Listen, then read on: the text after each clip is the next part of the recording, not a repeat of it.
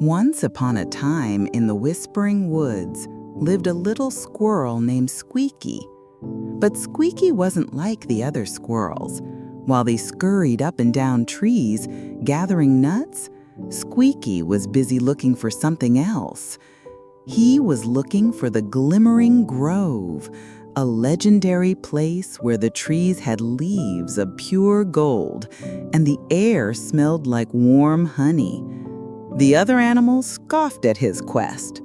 "The Glimmering Grove is just a story, Squeaky," they'd say. "Stick to what's real, like acorns and pine cones." Squeaky, however, held a special secret. He was the keeper of a magical feather, a feather that had fallen from the tail of a sky wren, a bird that only appears once every 100 years. This feather was no ordinary feather. It would glow a soft blue whenever Squeaky was close to something beautiful, and it would shimmer with a warm gold when he was near something truly magical. One autumn morning, a thick, gloomy fog rolled into the Whispering Woods. It was so dense that the animals couldn't see a single thing. The forest became a quiet, nervous place. The squirrels couldn't find their buried nuts. The rabbits got lost on their way home, and the birds couldn't find their nests. Everyone was scared and confused. Squeaky, feeling brave, took out his sky wren feather. He held it up, and to his surprise, the feather began to glow a soft, steady blue. "The feather is showing me something beautiful," he whispered to himself. He followed the light, which led him not to a magical place, but to a small hidden stream that the fog had missed. The water there was clear, and tiny colorful pebbles sparkled at the bottom. The other animals, who had been huddling together in fear, saw the blue light and followed Squeaky to the stream. They were amazed by its beauty.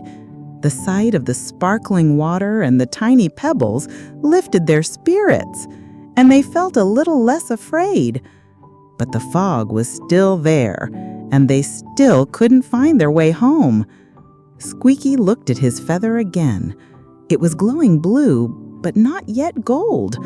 He knew he was close to something, but not what he was truly searching for. He decided to follow the stream, hoping it would lead him out of the fog. As he scurried along the bank, the feather began to shimmer. Not just glow, but truly shimmer with a beautiful, warm gold. His heart pounded with excitement. He looked around, but all he saw was a single, old, withered willow tree. It didn't have golden leaves, and it didn't smell like honey. It just looked old and sad. A wise old owl, perched on a low branch, saw Squeaky's confusion. "What is it you're looking for, little one?" she hooted softly. "I'm looking for the Glimmering Grove," Squeaky replied, holding up his shimmering feather. "But my feather is glowing with gold, and all I see is this old tree." The owl chuckled, a sound like dry leaves rustling. "The Glimmering Grove is not a place, Squeaky. It's a feeling." She pointed a wing toward the willow tree. "This tree, in all its age and wisdom, is the most magical thing in this forest. It has given shelter to generations of animals, and its roots hold the soil together so that other plants may grow." As the owl spoke, Squeaky looked at the willow tree with new eyes. He saw the tiny birds' nests hidden in its branches, the moss that grew on its trunk like a soft green blanket, and the strong roots that provided a home for many little creatures. He realized that the tree's magic wasn't in sparkling leaves or sweet smells. It was in its silent strength and kindness. With his feather still shimmering, Squeaky gathered all the animals around the wise old willow. He explained that the tree was a symbol of the forest's true magic. The animals, now feeling safe and inspired by the tree's powerful presence, decided to stay close to it until the fog lifted.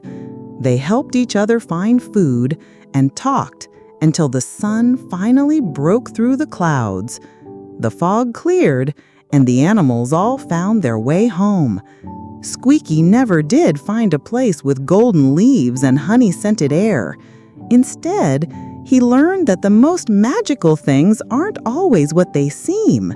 He discovered that the greatest magic was in the beautiful, kind, and strong things that were already around him. Moral of the story: the most wonderful and magical things in life aren't always the ones we go looking for. Sometimes they're the ones that have been right in front of us.